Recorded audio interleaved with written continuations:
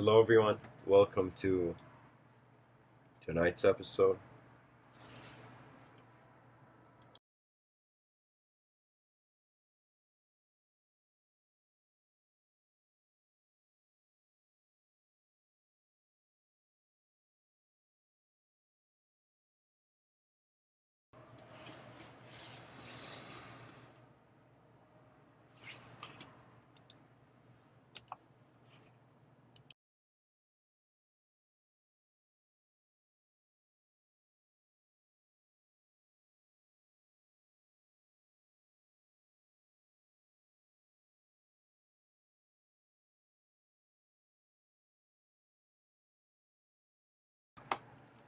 In tonight's episode, I would like to dive into what I feel is a glitch in the system of our normal acknowledgement of reality.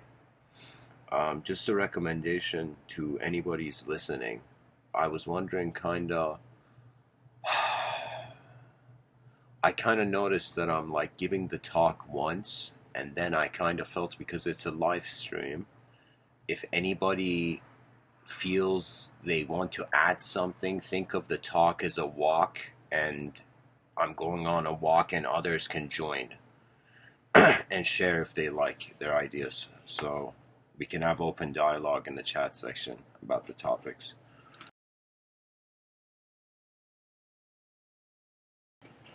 To dive into it, really, I'm going to first read for you the definition of a thought. That means if you didn't know what a thought was and you looked it up, what would the first wave of information be that would hit you? It says an idea or opinion produced by thinking or occurring suddenly in the mind, and we're treating thought as a noun, okay? And it says one's mind or attention, an act of considering or remembering someone or something. Usually thought of an intention, hope, or idea of doing or receiving something.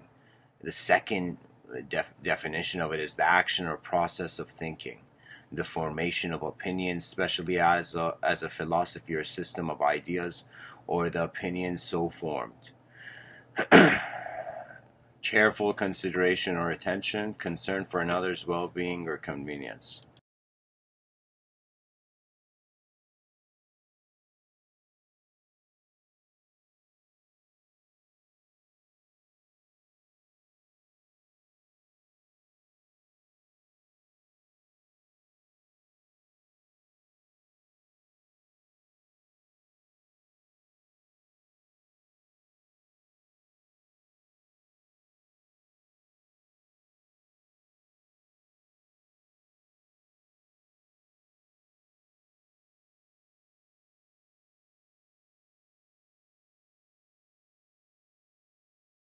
Guys, I have to say something. I just spilled coffee all over my keyboard, so I can't type.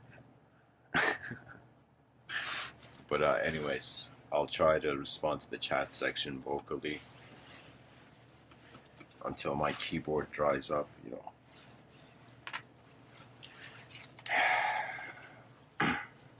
Now, towards the talk we march. How can a thought, in some sense, think? That is the question, that is the episode, that is what I want the listeners to wonder about.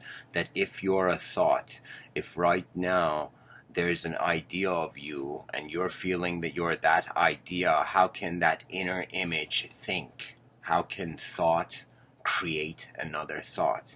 I feel there's a voidness there that we have to acknowledge, that there was this silence progression of intelligence, and then the eyes of man opened through the words that he made.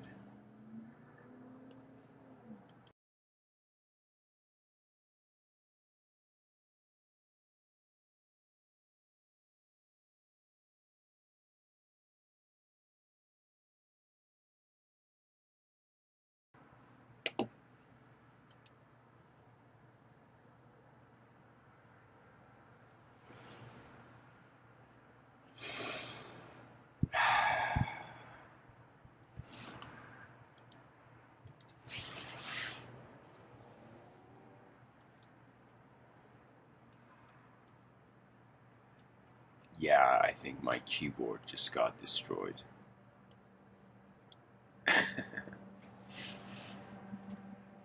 Yeah. This is tragic. Mr. Within is giving a talk without a keyboard.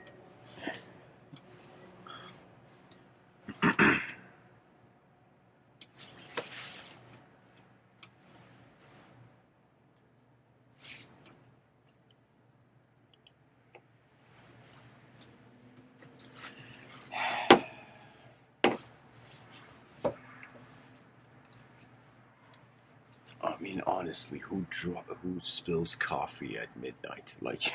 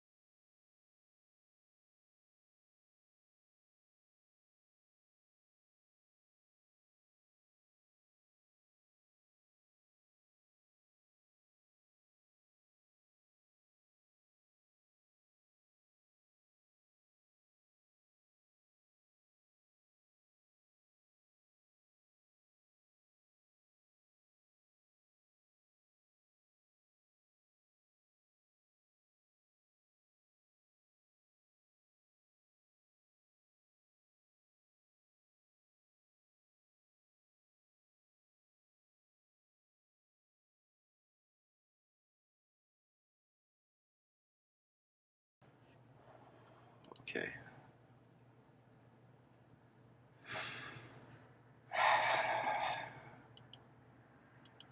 Guys, I want everybody in the chat section to say a prayer for my keyboard. I think my keyboard has just passed away. But anyways, how can a thought think? This idea that we are ideas and that whatever we perceive as an idea, it has gone for too long, and someone must in some sense pull the curtain on the past. What does that mean?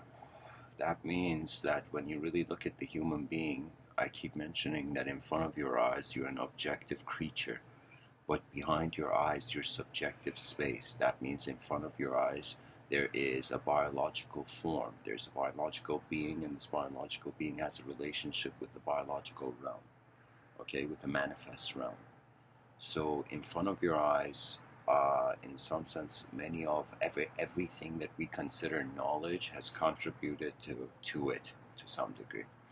Now, when we wonder about behind our eyes, it's kind of like just like how man is in a world in front of his eyes, uh, behind your eyes, it's kind of like man is the world and the attention is the self, and I don't know how to say it.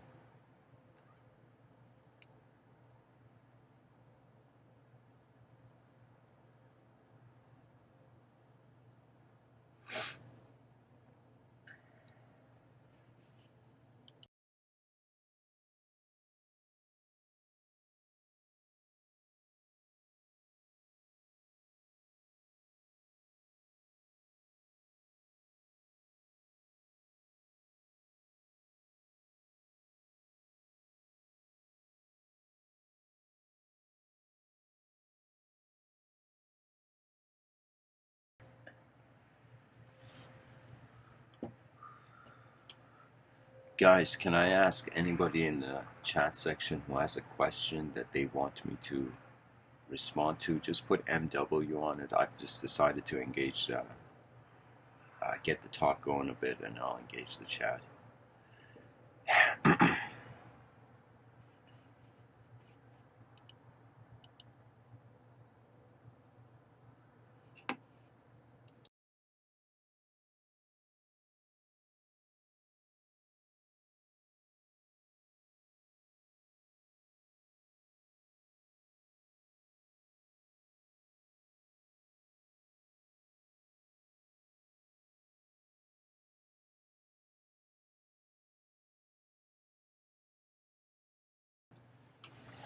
So behind your eyes, it's a relationship of space with whatever phenomenology that can be perceived. That means if I close my eyes right now, there's still the same sense of spaciousness as when my eyes were open, but it's just that the attention has moved.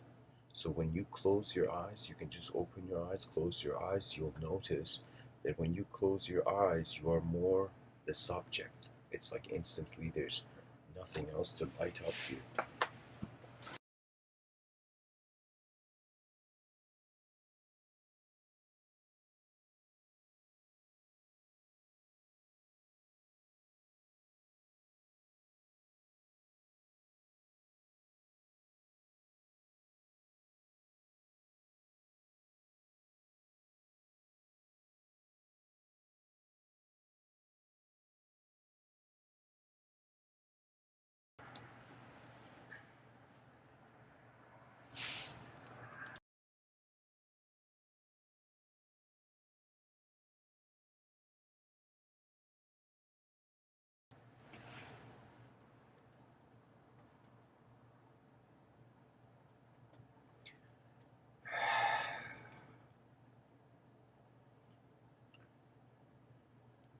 You know, some philosophers, Rene Descartes, I believe he said, I think, therefore I am.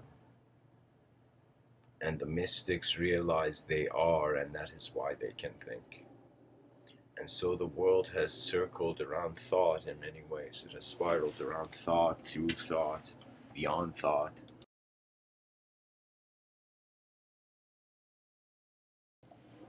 The nature of thought is whatever is in the person's attention. This may sound strange, but when Hegel, this philosopher Hegel, German philosopher, he treated a thought as an internal object.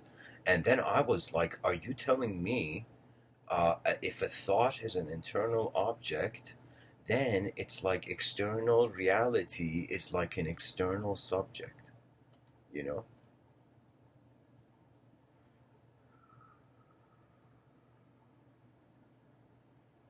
And that's the fascinating thing, that it just isn't atoms in the room. There's something else here. And I don't know, I keep thinking to myself, how can we have such movies like of such science fiction depth for Star Trek, Star Wars? It's like various films that are constantly showing a science fiction reality, but it's as if science cannot see fiction.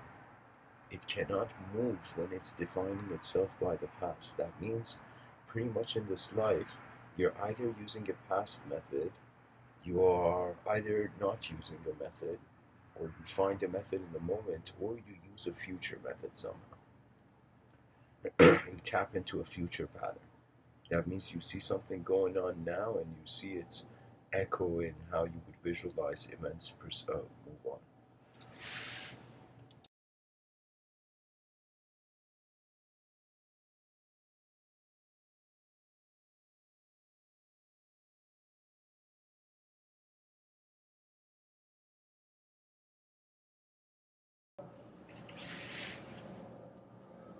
If someone asked me, who are you?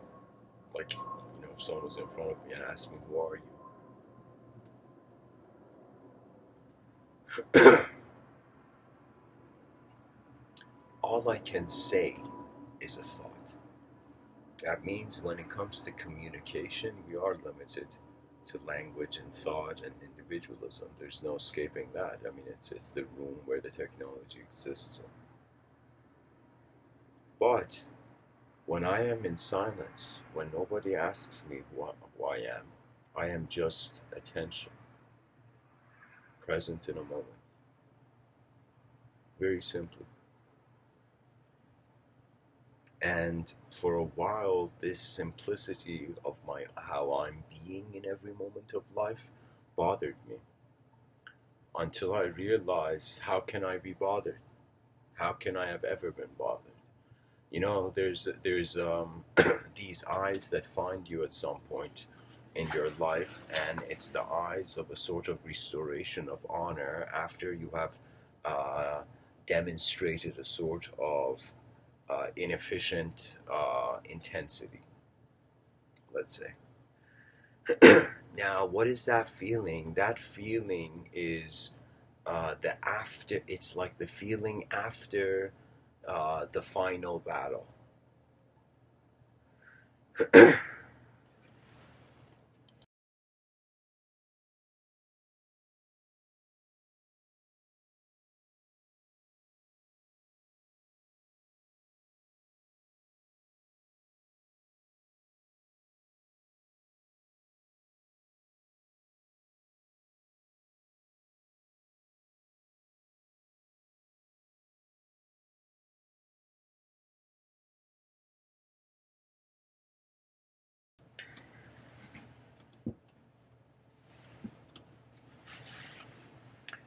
You know, you look at this life and realize all the thoughts could have been repositioned in different angles. Every moment of your life you thought you were whatever in the hierarchy of your interpretation, you could have perceived it from a different angle. You know, this means we never are uh, what we think we are. It means there's a presence of an attention, and at its core, this attention is not moving. Because it's not moving, there's literally no reference.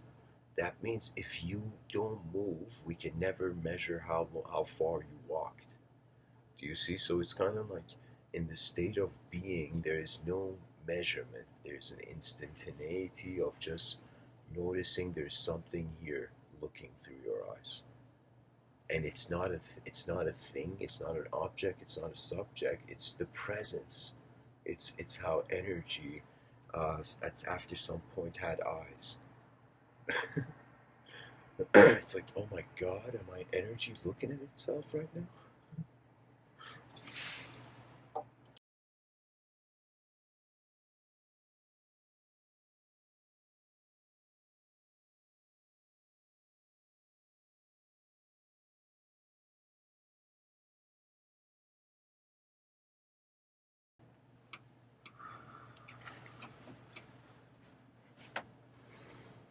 I don't. I mean, it's something I remember kind of hearing on the side, but it was this thing about Ludwig Wittgenstein, this German philosopher, and Bertrand Russell, this notable scientist, you can say. And Bertrand, philosopher of science, you can say. And so Bertrand Russell was very keen on logic. And so Ludwig Wittgenstein was at some point saying, I mean, this is different than compared to Bertrand Russell, but their lives kind of like Ludwig Wittgenstein pretty much has this story where he goes to Bertrand Russell and he says, "Am I stupid?"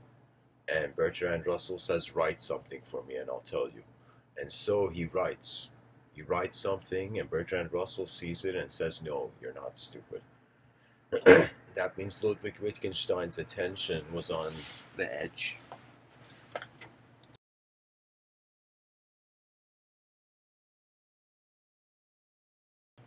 By the way, guys, I didn't mean to discourage the chat. People can be free and talk in the chat as much as they want. But anyways, Ludwig Wittgenstein, his work was kind of looking at phenomenology to a degree where he's like the one who's looking at the picture is not a picture. So it can't be. Uh, that's pretty much kind of like the conclusion the Upanishads made.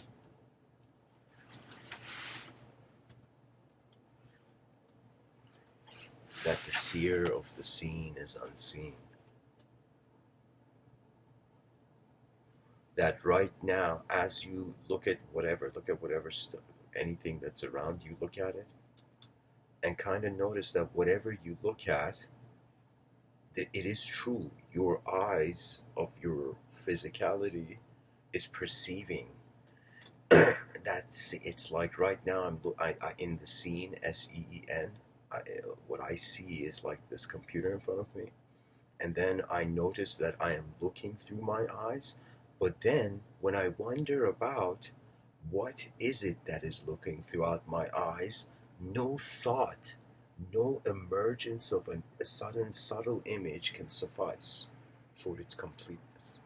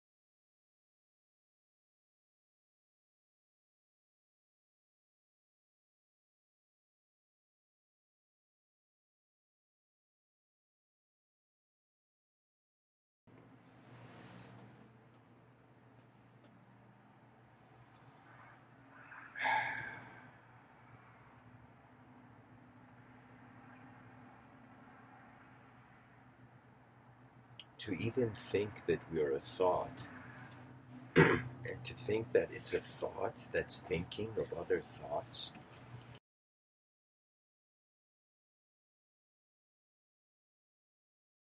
that is such an intense statement, because that's saying, like, imagine you have a thought of whatever's in the moment right now.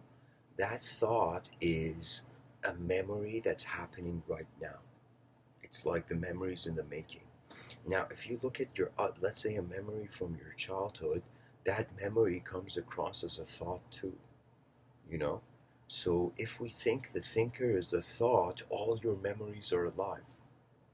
But really, when we look at the image, the way the thinker is, it's kind of based on how far you've been exposed to. Imagine you went to memorize the alphabet, the English alphabet, but you only could see A, B, C, D, and you couldn't see all the other letters, you know? And imagine you went on living in a world, an A, B, C, D world without all the other letters, and then after hundreds of years, somebody's like, wait a minute, maybe there's more letters. And that's the thing. We have found a mystery that surpasses our rationalization of it. That means I've wondered about it. I wondered about where the irrational takes you and where the rational takes you. And I realized, regardless, it's at the end of the day, it's just what's happening to a human being on a rock in the middle of nowhere, you know?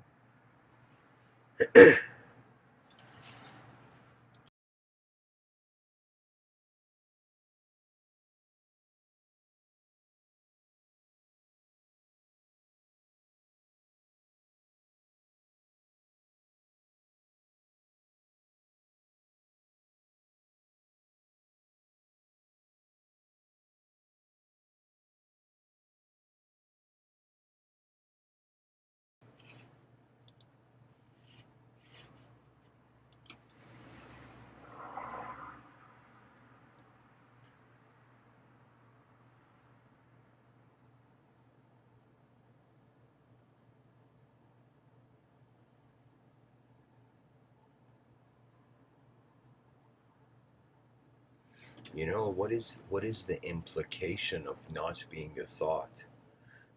That means the end and the eradication of all judgment, because anytime you judge a person, you're seeing them as an image, you know? And that's the thing. There's we are unknown minds navigating known bodies.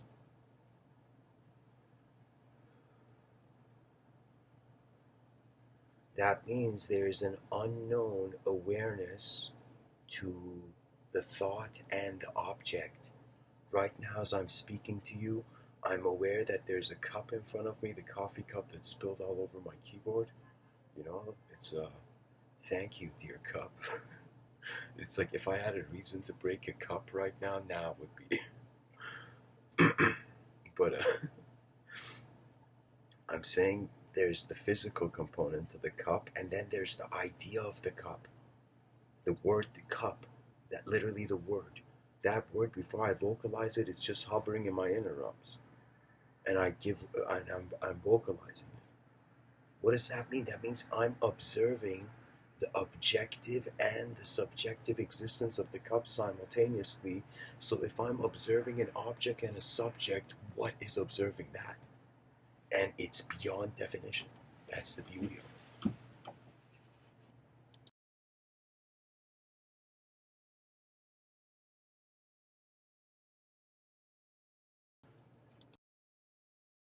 You can only pilot so far through language, then your inner realms have to move you. And then the story of your own life will become very fascinating.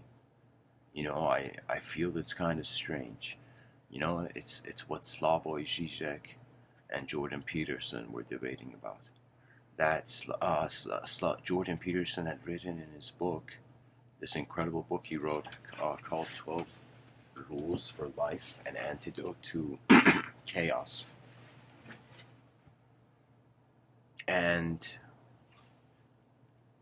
Slavoj, in his book, Jordan Peterson says, like, you gotta clean your room. You know, it's just like that is a basic idea for everything. And so it's an important idea nonetheless.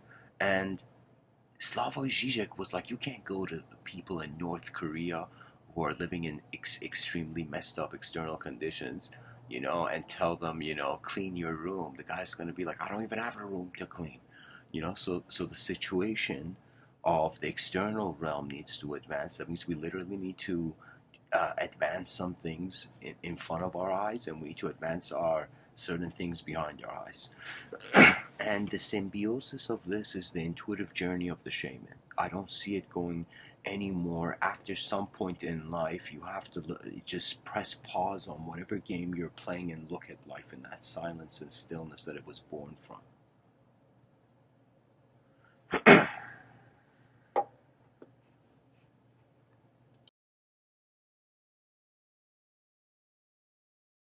You see, I noticed something. Um, Anytime there is something beyond the senses or something occurs that is incomprehensible, it has to be grounded in a cultural domain. That means metaphysics was did not exist until we started looking at the physics. And so from I don't know how long. I mean, so, on some level, I do feel like, you know, a recent human being who's just opened his eyes on this world. But on another level, I feel this ancient echo, as if my ears here are still aware of the worlds that our species has journeyed through. So there is an antiquity to life, and even they say the stardust, your atomic existence is like ancient. Guys, I'll be right back. Just hang in there.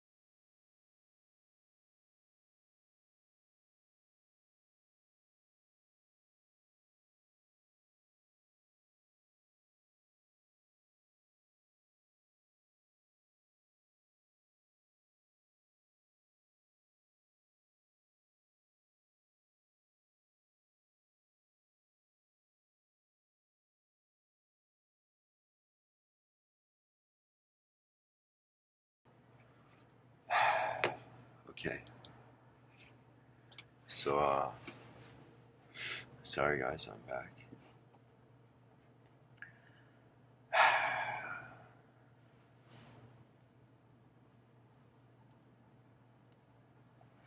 I remember in every classroom I have existed in this life, the teachers have always told me to pay attention, but none of them explained my attention. I was told about the objective evolution, but the subjective evolution was left as a mystery. And it seems that in 2020, it's an era where philosophers, poets, and artists they have been silenced. And I think it was necessary. It was as if the philosophers, the poets, the artists, they took a fast. You know, that means they stopped engaging in some sense as it, and it's not that, it's just that it's like after a sort of technological revolution, the attention of human beings went on trying to build a technology that does more work rather than them doing more work. I'm really thinking, even though yogis, many yogis have said, you got to renounce your desire, but if we didn't have desire, we wouldn't leave anywhere. We wouldn't move.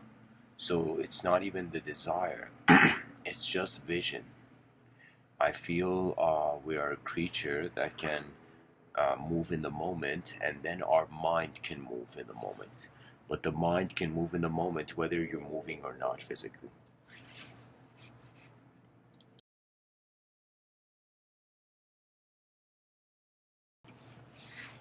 In the work of Papaji, um, this man, I mean, of course, he speaks from a non-Advaita school, you know. Sorry, a non-dual Advaita kind of mindset. He's a disciple of Sri Ramana Maharshi. But there was the guy that I saw this in a video of this. Is like this guy comes up to him, and this guy came from Europe or somewhere, and he's asking for this kind of mystical experience. And Papaji looks at him and he says, "Where were you before you traveled? And where are you now after you have traveled?" And the guy would keep giving common sense answers, and Papaji would keep saying, like, you tell me you have traveled, but has the consciousness traveled?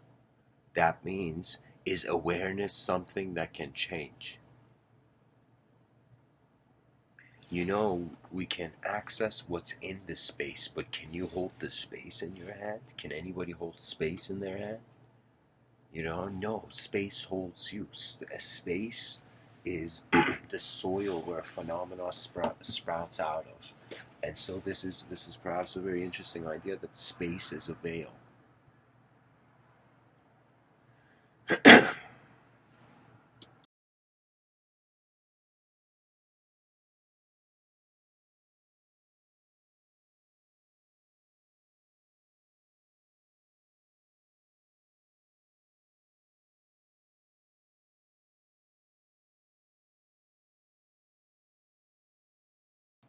Guys, this is probably like when let's say an uh, hyperdimensional being loses like their phone. It's like have you seen my phone around? The hyperdimensional being says.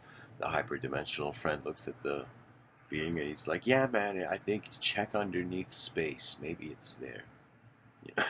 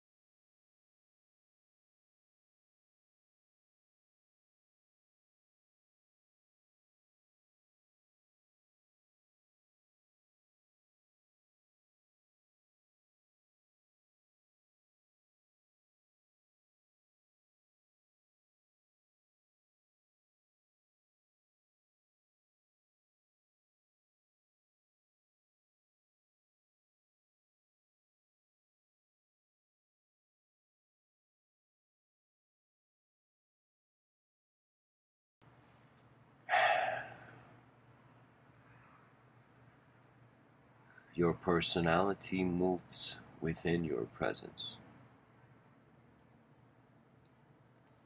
That's what Papaji was trying to get, that in this life you have moved and you have traveled through various locations, but has the experience of existence changed? The awareness to phenomena, has the awareness changed?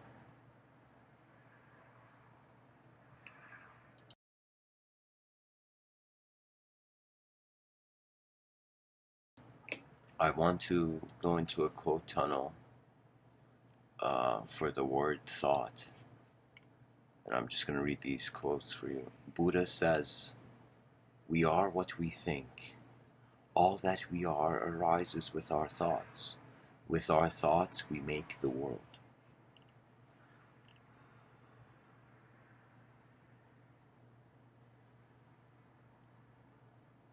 Friedrich Nietzsche. "All truly great thoughts are conceived by walking. William Shakespeare says, give thy thoughts no tongue." That's next level. He's like, don't give your thoughts a voice.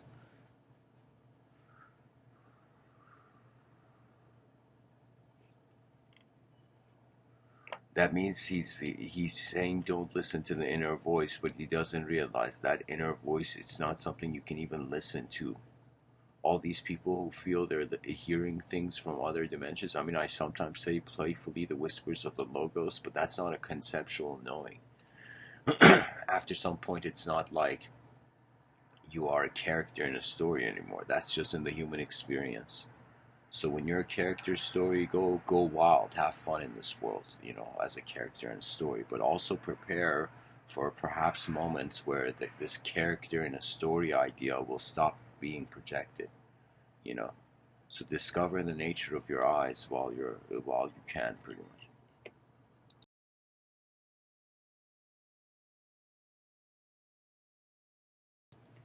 Rene Descartes says, except our own thoughts, there's nothing absolutely in our power.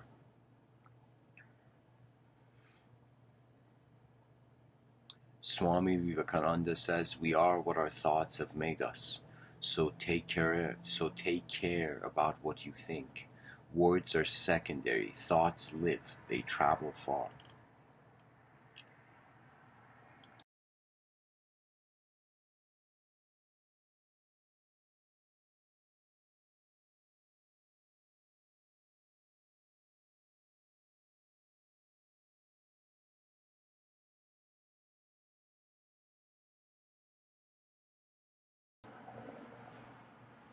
Mark Twain says, drag your thoughts away from your troubles. By the ears, by the heels, or any other way you can manage it. Buddha says we are shaped by our thoughts. We become what we think. When the mind is pure, joy follows like a shadow that never leaves. Oscar Wilde says most people are other people. Their thoughts are someone else's opinions, their lives a mimicry, their passions a quotation. Guys, this quote is so necessary to comment on. Simply because that's the important thing. Think of all those people who their lives, I mean, you can't ignore that the child learns from the behavior of those around it. But that subconscious learning is very different than mimicry. Okay, now the thing about mimicry though is that the person, we have to kind of look at what's happening before, and it's like an archetype replacement view. That means if you right now you think you're the king of the world and somebody comes and grabs your crown and throws it on the ground, suddenly you can't be in that archetype, so you'll move into another archetype, or you'll defend that archetype, you know.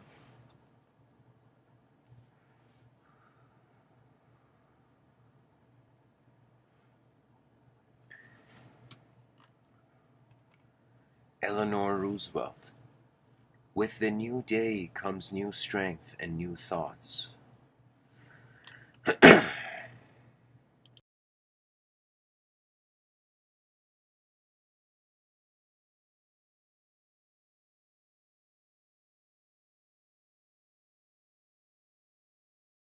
To anyone listening with headphones, I apologize for the sudden noises.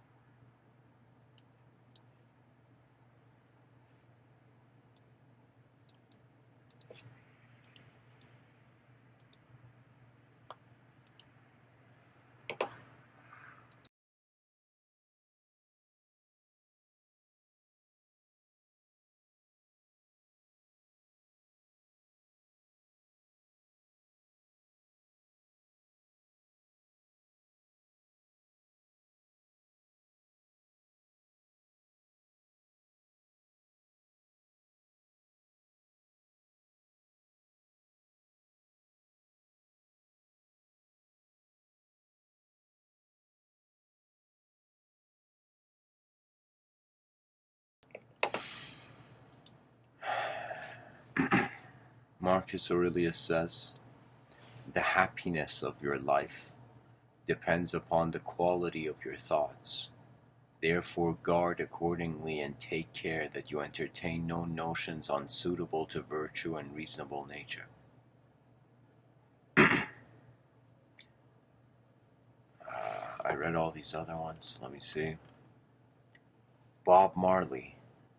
Life is one big road with lots of signs, so when you riding through the ruts, don't complicate your mind. Flee from hate, mischief, and jealousy. Don't bury your thoughts, put your vision to reality, wake up and live. Bob Marley his eyes were really open. Napoleon Hill. Man alone has the power to transform his thoughts into physical reality. Man alone can dream and make his dreams come true.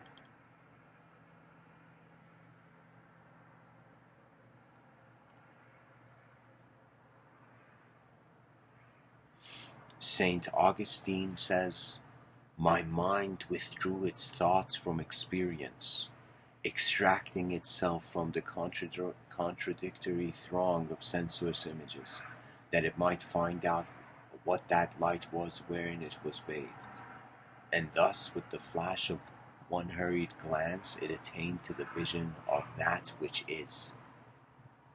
That's the thing, guys. All sort of notions of transcendence. It's an oscillation between being and doing. That means it's like divinity is uh,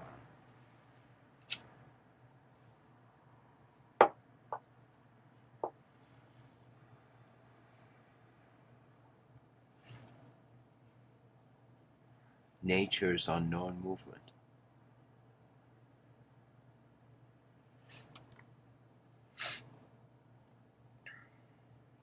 Maria Montessori. The development of language is part of the development of the personality, for words are the natural means of expressing thoughts and establishing understanding between people. So you see, languages is definitely something we've developed. Immanuel Kant says thoughts without content are empty, intuitions without concepts are blind.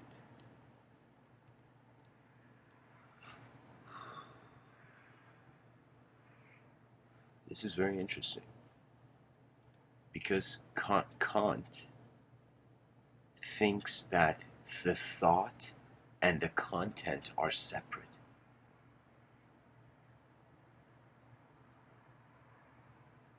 Or maybe he's suggesting that a thought without having branches, because I perceive every concept ever as a sort of geometrical phenomena that stretches out. So when I speak, I am kind of entertaining a world where the attention is the common denominator to every thought that emerges. That means it's like one thing that's been in common is that your attention has been like a camera where you're looking through and you don't know even who's looking through what you're looking through the camera, and phenomena is just coming and moving in front of it. And the cameraman can also move, the camera can also move. But we don't know who the camera is. Do you see? It's as if like our head is a camera but we can't tell what is that or who is it that has free will.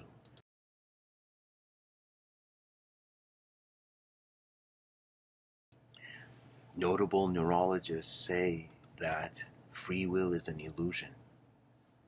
And that blew my mind. That blew my mind. That we need to believe it to see it, but the one who's seeing it to make sure the proof is there doesn't exist if free will is an illusion. William Blake says the man who never in his mind and thoughts traveled to heaven is no artist. Wow. That means you gotta attempt your, you'll see, it's like flight is like we're like birds behind our eyes. When you get the hang of it, you fly everywhere. Soren Kierkegaard says our life always expresses the result of our dominant thoughts. That means your environment is a dominant thought. It's like that person found it very hard to smell roses by a dumpster. You know? Saint Teresa of Avila. Prayer is an act of love. Words are not needed. Even if sickness distracts from thoughts, all that is needed is the will to love.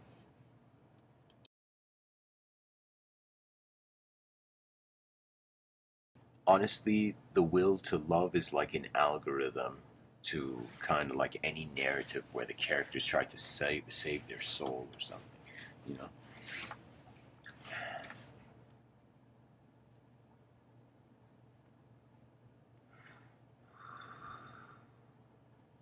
Blaise Pascal says, if we examine our thoughts, we shall find them always occupied with the past and the future.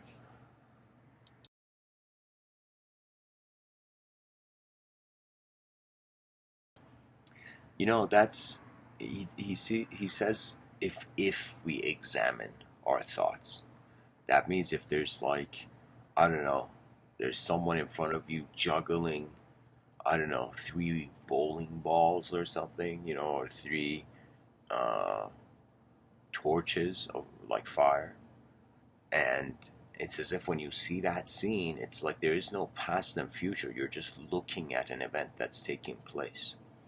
So we can say, it's fair to say that past and future are interpretations of how phenomena in the moment, inner phenomena in the moments evoked. Ezra Taft Benson. If a man does not control his temper, it is a sad admission that he is not in control of his thoughts. Ezra Taft Benson says, daily, constantly, we choose by our desires, our thoughts, and our actions whether we want to be blessed or cursed, happy or miserable. Corey ten Boom. Worry is a cycle of inefficient thoughts whirling around the center of fear. Wow, that's deep. Worry is a cycle of inefficient thoughts whirling around the center of fear, yeah. That means nowhere in this world has it been said that man is not allowed his efficiency.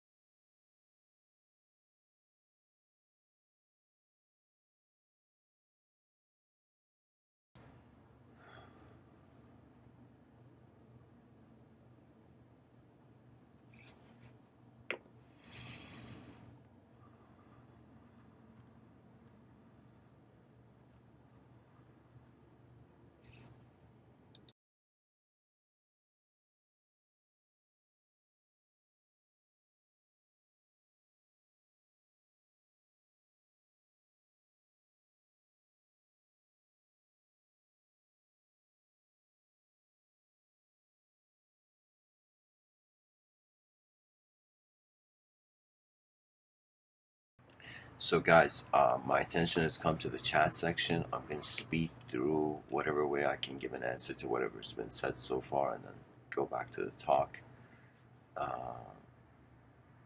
Miguel says sometimes I catch myself in silence while I'm thinking and realize that thoughts are silent. Yeah, that's why I call it the inner realms, because whether your eyes are open or not, they're there. Whether you're speaking or not, your inner realms are just static. They can be static, like they're there. So I could be kind of like on a roller coaster, but still have the inner realms be stable. Um,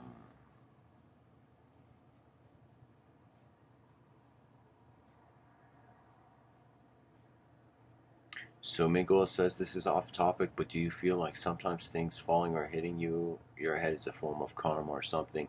I'll tell you this. I poetically acknowledge the concept of karma, and so it's like, let me tell you, it's when you step outside of a story, there's no karma. Karma stops. There's no individual to have karma. That means even if phenomena happens, it's not your karma. There's no your. Clinical sword says in some. Okay, that's something else. Trippy position of observation. Strawman says speak on happiness. Depression say something about happiness. Okay, I'll tell you that uh, there's a strange sacrifice that so far has to be made in regards to that idea. That means short term happiness can be long term misery, long term happiness can be short term misery. For now, the civilization is kind of plowing through that system. But in general, what I feel about happiness is that I realized kind of there was this Zen master named Matsuyo Basho. He says the journey itself is my home. That means I attempted to envision a happiness that it was so beyond my expectation that it wasn't a concept. So I realized it's a state. It's a state. It's a way you are aware of something, not necessarily. And it could be physiology as well. I mean, don't get me wrong. If your physiology is under pressure, that has its own stress on the mind. You know. So that's what I'm saying. That you have to kind of see that it's like, and I'm not suggesting a utopia or a dystopia. The first thing I had to kind of conquer was one of those early lessons in my life that order and chaos are both citizens of civilization. And anybody listening, you have to understand this, that this world is like weather. Some days it rains, some days it's incredibly hot. Some days it snows. Some days, it's just the perfect breeze. So I'm telling you that there's a lot of unknown variables in life, and it's not about making all these unknown variables known. Then the person feels like they know something. It's about the advancement of experience with whatever tools accessible. That means it's as if me and you and 8 billion other people are like survivors on a rock in the middle of nowhere. And so, as survivors, we're literally opening our eyes on this beach and we're like, okay, what tools are around? And we notice language as a technology. For example, every ideological system is like a sort of inner tool, built by the person's life experiences.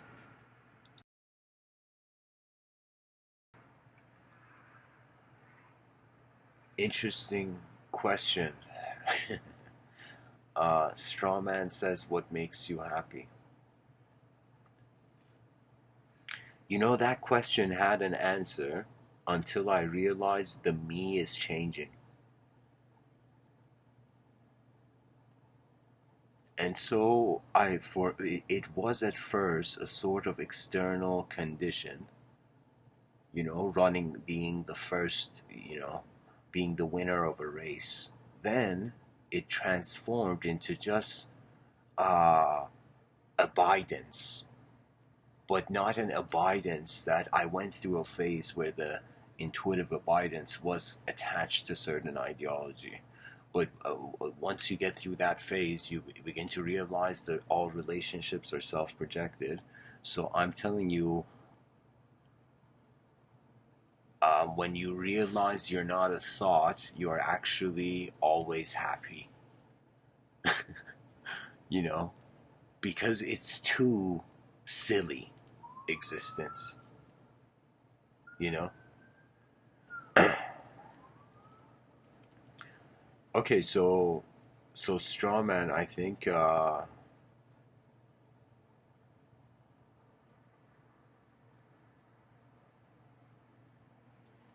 So here's the thing.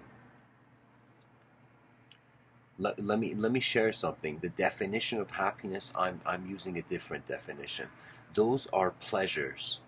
What you say are pleasures. That means those are things that everybody needs. Like you need those for even in Maslow's hierarchy of needs. You need those to survive.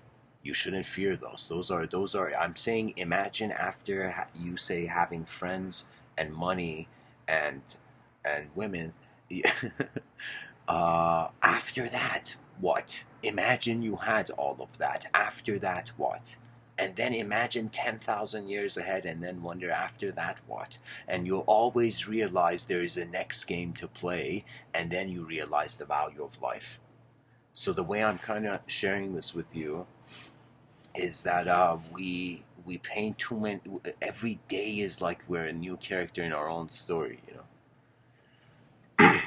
Yes, yes. The eyes. I mean, we should be happy. I think that if we all saw everything the same way, that would be scary. That would be like a world of clones.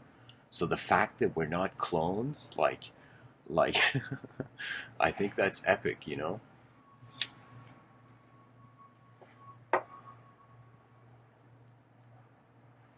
But straw man, I'll leave you up with this idea that really, for me, happiness is there's no such thing as happiness or even the opposite. What it is there's potential energy. It can be made kinetic while you're alive. That means you're a design, you're a creature with a unique sight. You have access to an advanced evolutionary position. You're in the most, like, think of it this way. It's sometimes I think about it, and when you listen, read certain yogic texts, you get a sense, like in the Puranas and whatnot, that people kind of incarnated as goats or like deers or animals. Like if the person did something so savage and wild and cruel that it was vicious, then the person incarnated as a dog or something, you know? So I began wondering why this species, and I kind of looked at it and I'm like, there's so many different animals. Why aren't we right now descendants of lions evolutionary wise instead of chimpanzees? Why aren't lions, humanoid lions, kind of sitting in the subway? You know, why is humanoid chimpanzees kind of, you know, the evolved human chimp descendant kind of. So that's what I'm saying. Isn't that fascinating? That it's a unique position, and I think the reason was because when I look at all the animals on this planet, it is only the creature like the ape that had fingers. And I don't know why, but sometimes it feels to me, this is of course something I playfully entertain this idea, but like for example, Noam Chomsky had said that language was imported. He used that kind of word. It was imported. Like just take that in. It was given, it was downloaded by the ape. Or it was kind of like, transferred. So I was thinking, what if there was this advanced civilization? They came and saw, and they're like, all right, let's see which animal on this planet has potential. And they saw that the chimp has fingers, and they're like, all right, you win the higher consciousness lottery.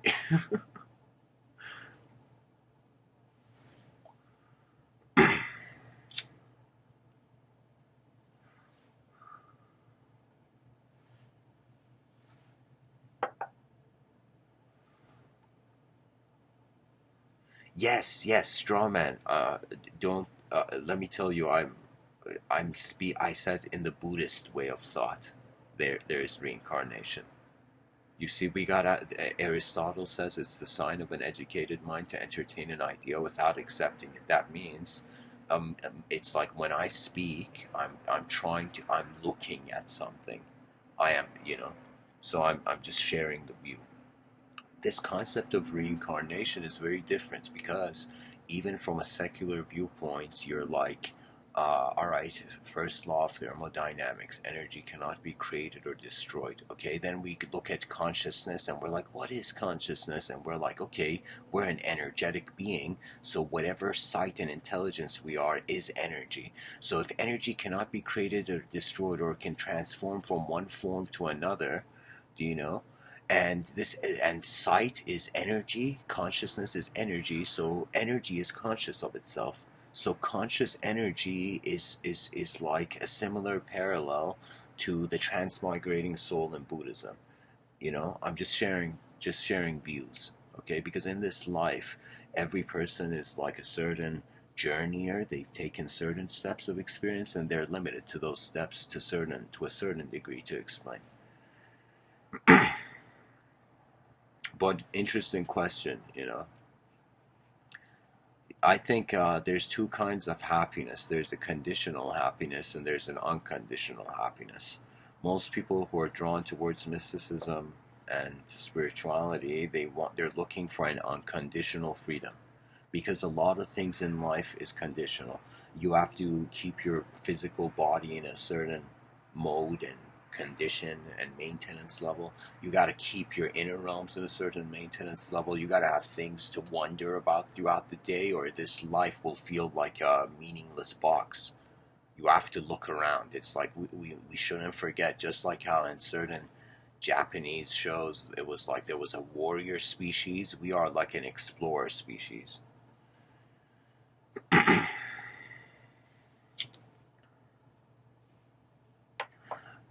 But we didn't have choice of the film, so we're not 100% the director. We are the director of the inner realms. So we're the director of what phenomena means, but like this earth was here before me and you were ever existed as human beings.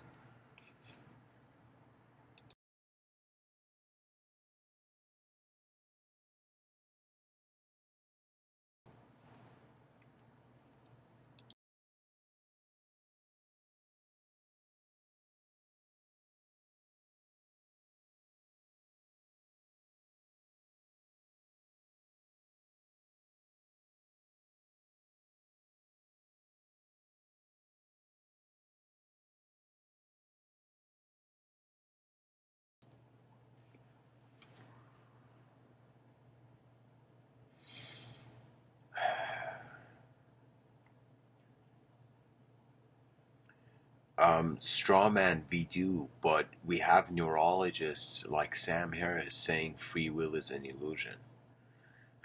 So it's more complex. The situation is more complex. We have control over what we are aware of, but we don't have control of what's happening on Jupiter.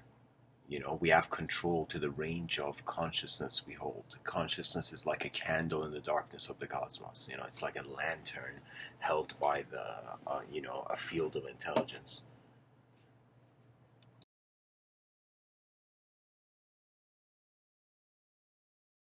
So that's the thing, Strawman. I'm saying there's another game we can play. It's not all just get by like an animal.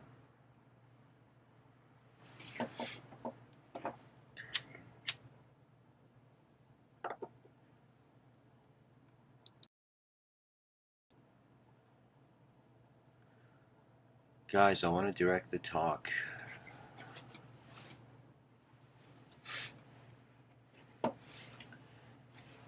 Uh, we should not fear life. And if we don't fear life, there's nothing left to lose. You fear what you can lose.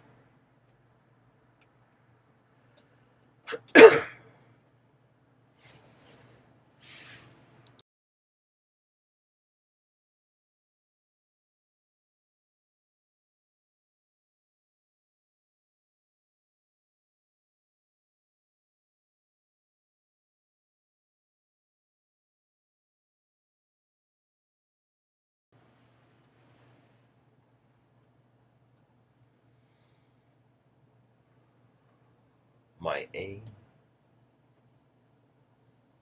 is very simple. I realize that when life is too complex,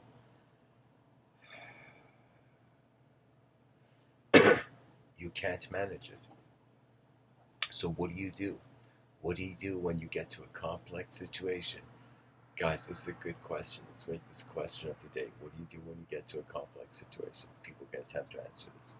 Let me tell you, you're only one thing.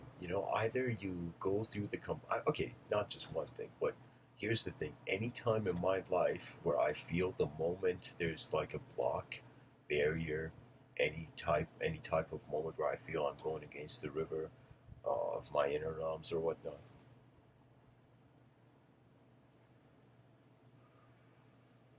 take a step towards simplicity and look at the complexity again. And if it's still complex, take a step back and look at it through another simplicity.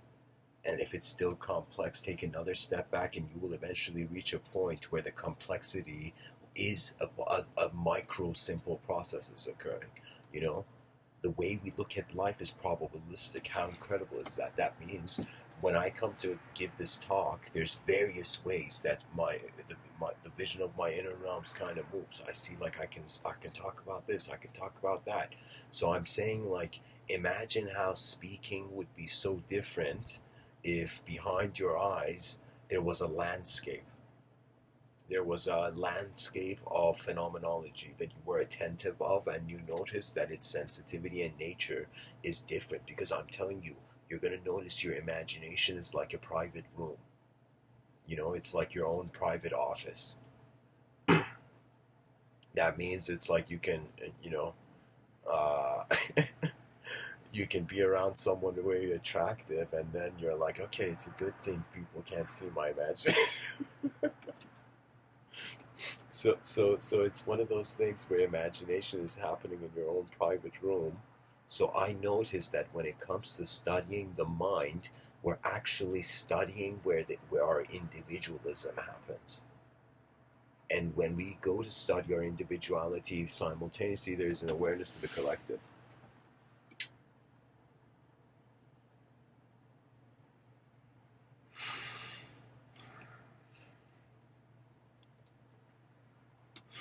Guys, I don't have a keyboard, but thanks for engaging the comment section.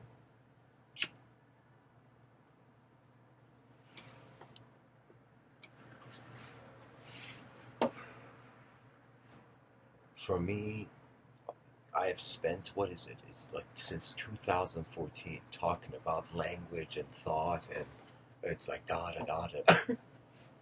And sometimes I listen to my own talks in random moments. Like I sometimes look at the time. For example, right now I'm looking at the time. It's 2:02. So I would go and put like MW202, and it would just come up. The talk would come up. You know. And I noticed that what it is that our species has graduated from material mastery and is now soon graduating from subjective mastery. I can't emphasize this enough, but there was a point. Imagine back in the day, there was a chair, okay, and a bunch of people back in the day, pantheists, were walking in nature, and they saw this chair, and they saw the sunbeam. It was hitting that chair, only that chair, and all those people were like, "This chair is our god," and they started bowing and worshiping this chair. And then after a while, this guy comes and he's like, "Guys, I need my chair back. What are you guys doing?" And the moment he touches his chair, all those people who have been worshiping the chair scream. They're like, "Don't touch our God. Don't take away our God. Don't do this." The guy's like, "I need my chair back, God damn it." And so the objects were taken away from man's attention. That's attaining objective mastery. Then what did we start worshiping? Do you think we stopped worshiping objects and that was it? No. We started worshiping language. We started becoming thoughts. And that was necessary for the ability, for the evolution of our communication as a species. It was necessary for advancement, you know? It's like all liftoffs experience turbulence. Like every pilot knows this, you know?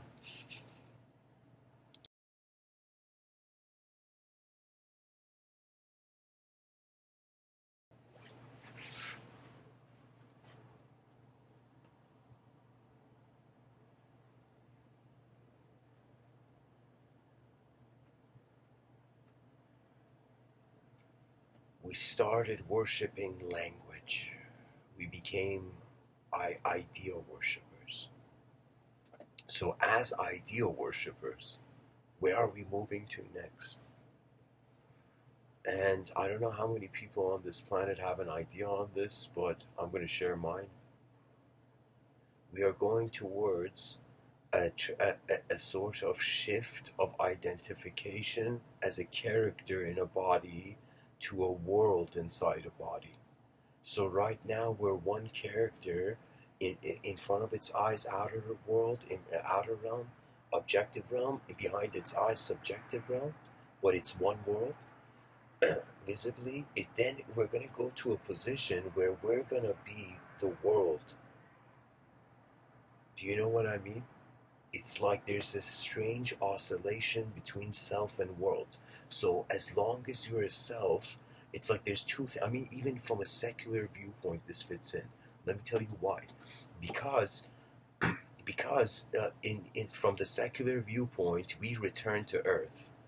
You know, imagine it was like you took the business out of death, and bodies were just planted in the earth. After the people passed away, they were kind of returned back to the soil, to earth.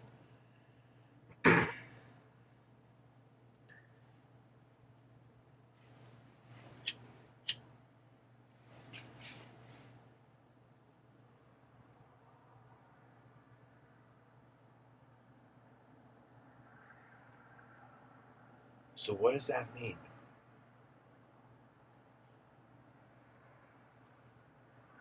It means there is a dance between selves and worlds going on. And God feels like the context, and the human feels like this concept. Okay? And it shifts. Right now, we are a known, objective, conscious individual wondering about the unknown, unconscious, collective, and subjective reality and beyond. And so I'm telling you, we're gonna become the world for these selves. And that's the fascinating thing. That means don't fear to surpass the human idea. Don't fear anything in this life. This reality is not designed to be a loop. But if you are inactive, you find yourself in a loop. And the mystery stands, and we have not answered the mystery. We haven't answered the mystery. That means all that I'm telling you is that the unknown is out there. I mean, maybe that's a bit too dramatic. I remember when I was young, I would see this film. It was Toy Story, and the character would say to infinity and beyond. And when I was a kid, I was like, "Yay, cool words!" But then, when I took a philosophical angle, I realized that toy was saying the most mystical thing. That toy was saying the evolution of conscious thought. So what does that mean? That means we either see greater dimensions or we see emptiness. What else can we do? What else? Seriously, what else can we do on a rock in the middle of nowhere?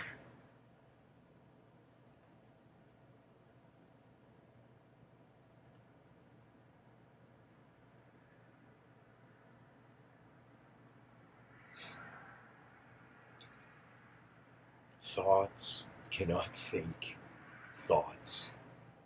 A thought is, and again, it appears as an internal object to the experiencer. And for me, the contentment with the unknown. I am telling you, and anyone who's listening to this, I'm telling you, wonder about the unknown as much as you wonder about the known, but not with an obsession to fit into a story. You see, we are in a fashion culture. What does that mean? That means human beings, after like the ape stood on its 2 feet, it started working on how it appears. And believe it or not, there's a lot of costume games going on, both in front of people's eyes and behind people's eyes.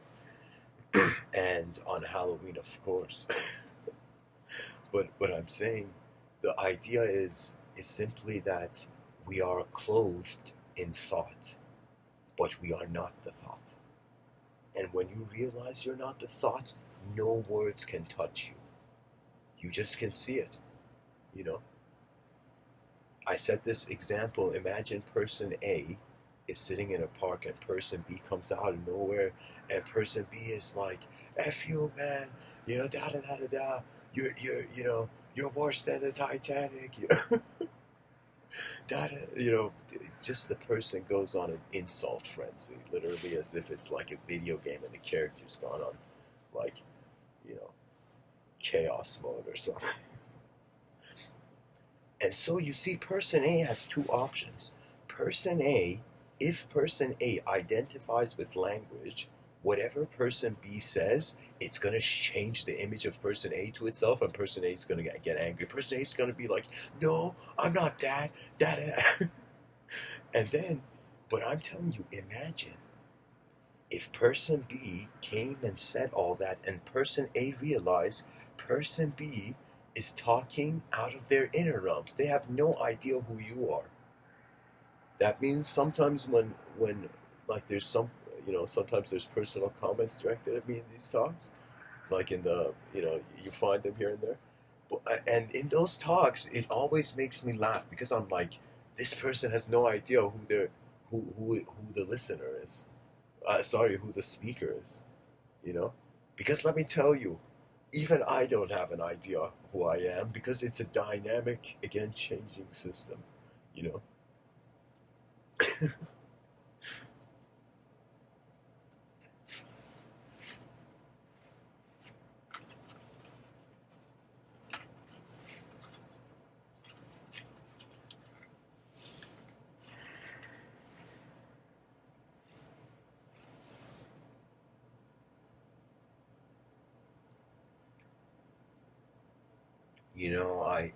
I feel urban society in like 1,000 years, people are gonna look like our grandchildren, great grandchildren are gonna look back, and they're gonna be like, "Yo, look at our ancestors. They were living like savages, but we right now think we're at the peak of our civilization."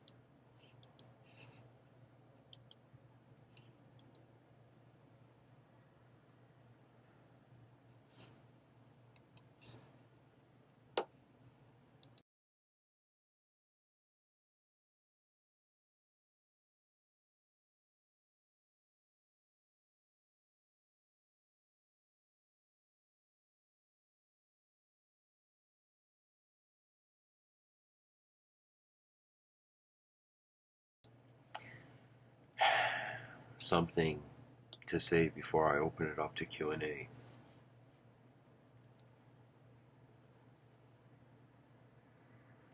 The evolution beyond thought will be a shift towards a rhythmic experiential route. Human beings will wonder about the evolution of language only to discover that there is an experiential humanity dimension.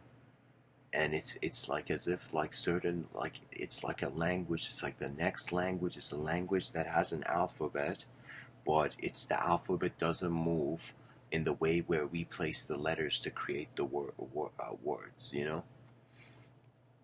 You can think of it this way, that you're physically in front of your eyes, made as a part, like made of particles, and those particles are made of smaller particles, and it's like you can look at a sort of idea of yourself and constantly see that made of different ideas, and different ideas. And after some point you're gonna be like, what is this? So you telling me this mind can endlessly divide things and sum them up, endlessly divide and conquer, endlessly unify and prosper, you know?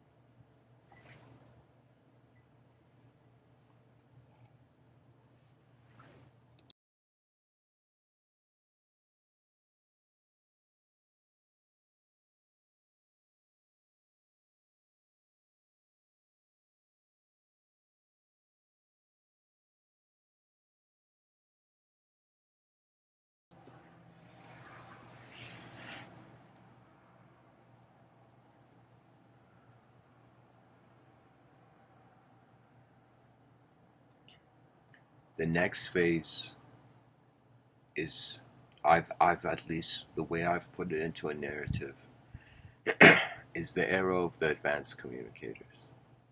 And an advanced communicator is a human being who has realized, a communicator who has realized that they are simultaneously being the advanced communicator, advanced communication of their universal sector.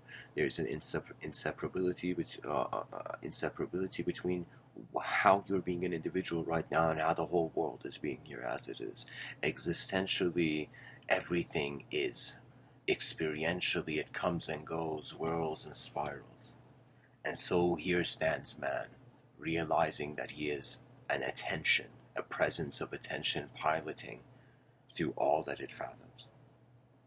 And so no longer can we dream about the world in our caves only to realize that we have limbs, we have hands and legs only because we have to build the civilization ourselves.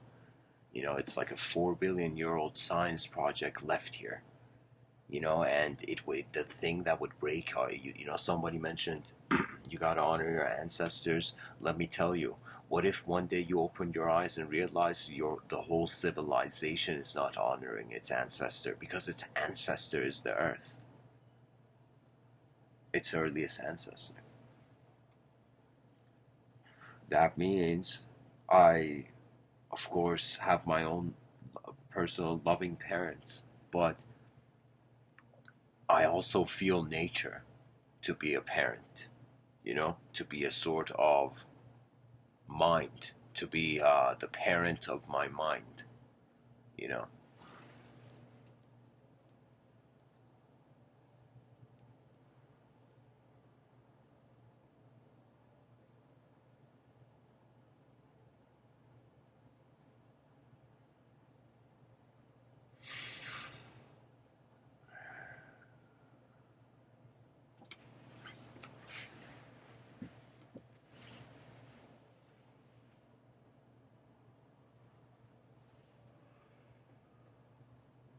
We have to pilot our attention.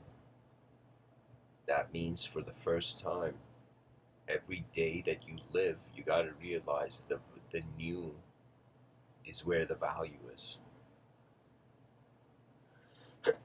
Every market, every industry you look, they're all looking for innovation.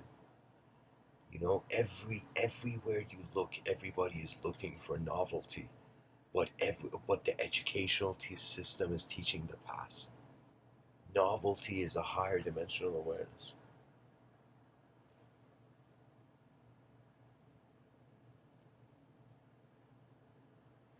You see, I feel because we are an individual, the concept of happiness becomes complex because then you have to be responsible. That means imagine you open your eyes in this world. There's a video game controller in your hand, and you're playing, let's say, this speed like car game, this Need for Speed game. Okay, and so you are this car, and imagine the game has started, and you realize the controller is in your hand.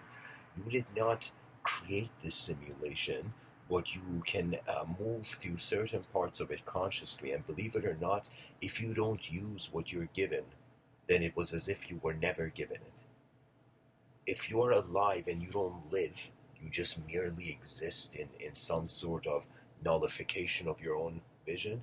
It's like, then it's as if you did not use what was given. And for me, as much as there's various linear responsibilities throughout the day that the person has, but aside from these linear responsibilities, there's that always what else was here other than the story that we were all living through. So, Strawman, thank you for tuning in and thanks for sharing. Your comments were Thought provoking.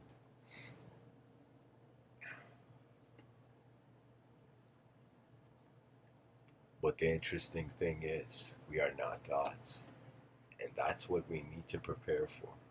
A new playfulness uh, as a relationship to language. You see, it's like, let me tell you what I feel is going to happen. I feel it's starting. It's just going to become more next level, like it has already started. I feel there's going to arise a global Colosseum.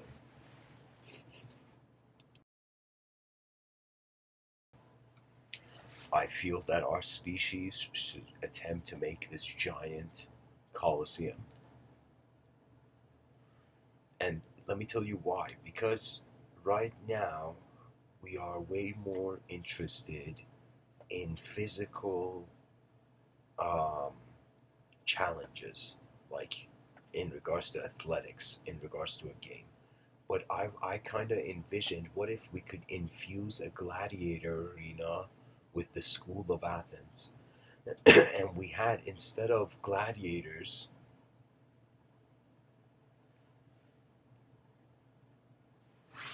kind of fighting, it was philosophers.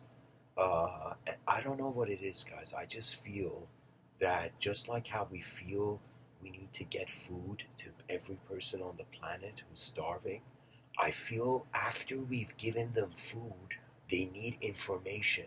But after they've given information, they have to, after some point, choose to walk a new way. And I'm telling you, your intelligence on this planet will not activate unless you reach the Scholar's Island. The Scholar's Island is where you realize you have to attempt. That means it's as if anyone who's told you you don't have to reinvent the wheel, that person, it is true, you gotta be street smart at certain points.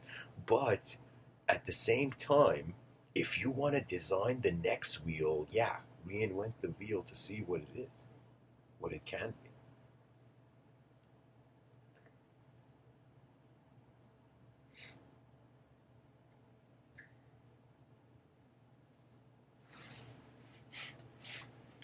so, guys. Yathink says um, talks are very helpful. I'm glad these talks are coming across well. At some point, I'm kind of trying to see what an advanced civilization is before. I mean, on some level, it's this collective selfishness I have, where I have this selfishness where I want to see what the greatest vision of the collective is. So it's like I've kind of made my selfishness inspire towards a collective vision. Well, let me tell you the value of a collective. It's just a phase. That means it's like a roller coaster, and we're just on just one wave, one part of the roller coaster. What do I mean by that? That means right now we are like the fingers. We haven't realized all the fingers are the whole body. They're connected to the same palm. Okay? So right now we're an individual consciousness. But imagine we realize we all became a collective being, whether we can somehow our heads were connected to AI, or we, in some sense, I don't know, through it, the whole species became life sensitive, and we were ushered into a new sort of diamond age of human conscious civilization. You know.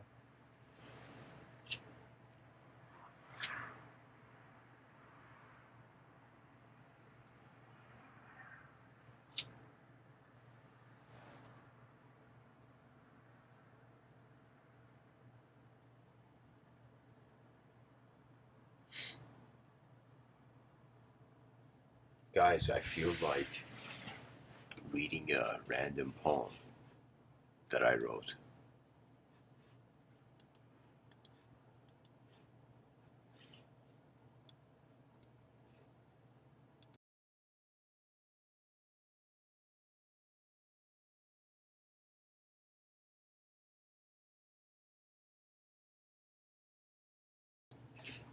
I mean, in 2015, guys, I gave these talks, I mean, in 2014, but way before that, I wrote a ridiculous amount. And I don't know, I'm just getting a sense to read something. I feel like, you know, the fourth. Oh, God, I don't have my keyboard. How do I do this?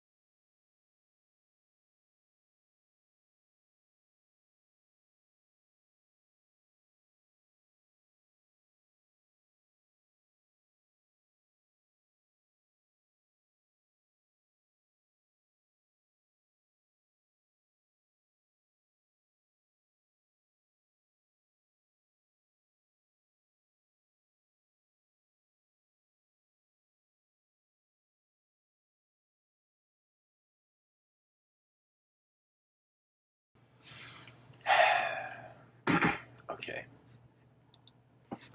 So, guys,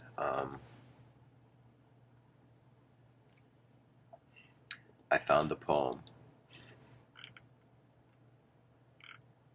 It's called uh,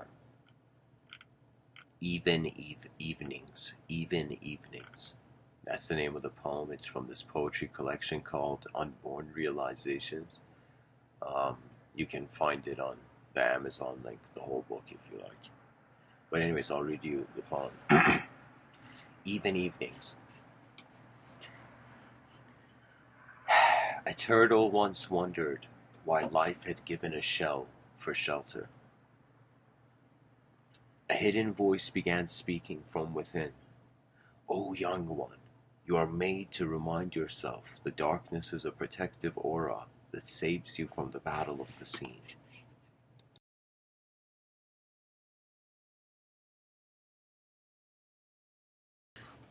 In the ocean that you survive, you are given the back of rock. Trust your design. When predators come, the temple that is connected to you is where prayer demands the activity of the allegiance of God. Subordinate tasks are not here to make the alchemist forget golden truths. The elixir of illusion is made so escapism destroys the doubter.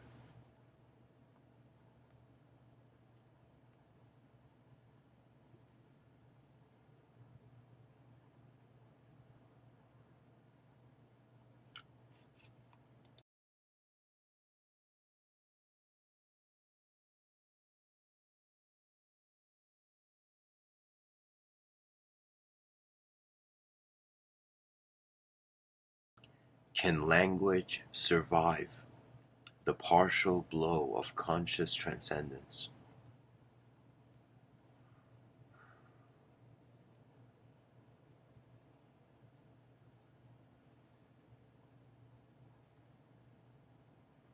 Do not deny yourself the greatness of existence. Every cherished moment has a purpose more divine than words. Is this poem odd? Then the evening shall make it even.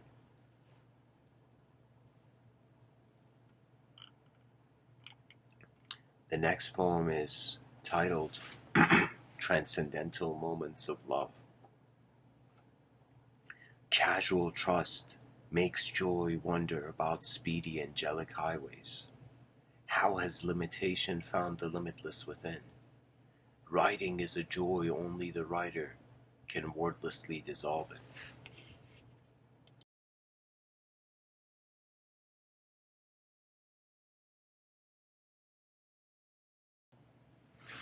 Supreme elegance means the pen and the page were one within the writer. How simple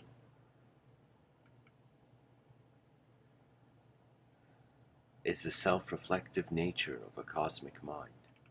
Has God whispered in your ear through the silence that carried every voice? Havoc's emblem is a playful suggestion that existence's choice in its clarity was the allowance for the void.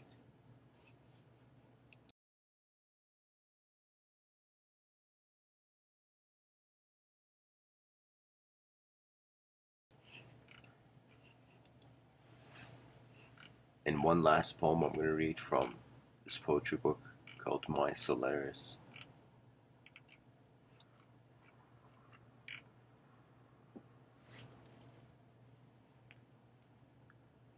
Let gratefulness conduct you.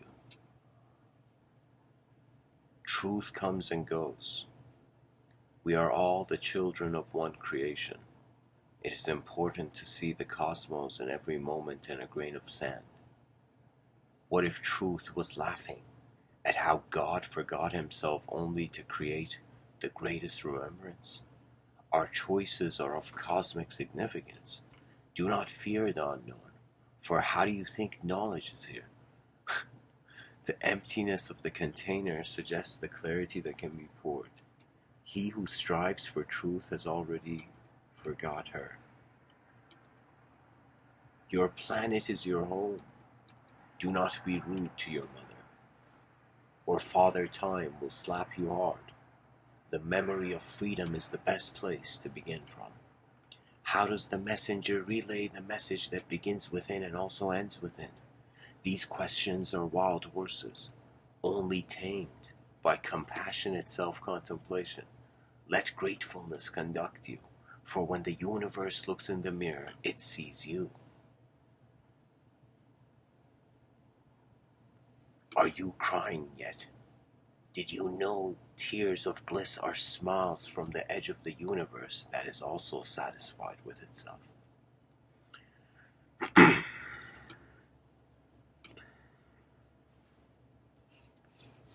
Yeah, I wrote these in, when did I write this? 2016. Definitely a time machine moment for me right here.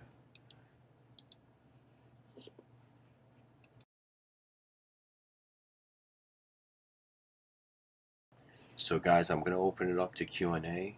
If you have a question, ask and I'll see what I can say if I can share my view on it, or we can as a group here in the chat section look at the question.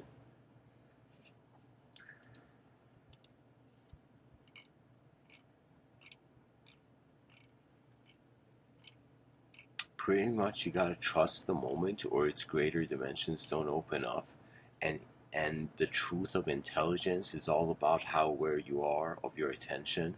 And if you are aware on a survival instinct level, you're alert, and then there's the inner realms kind of active and moving.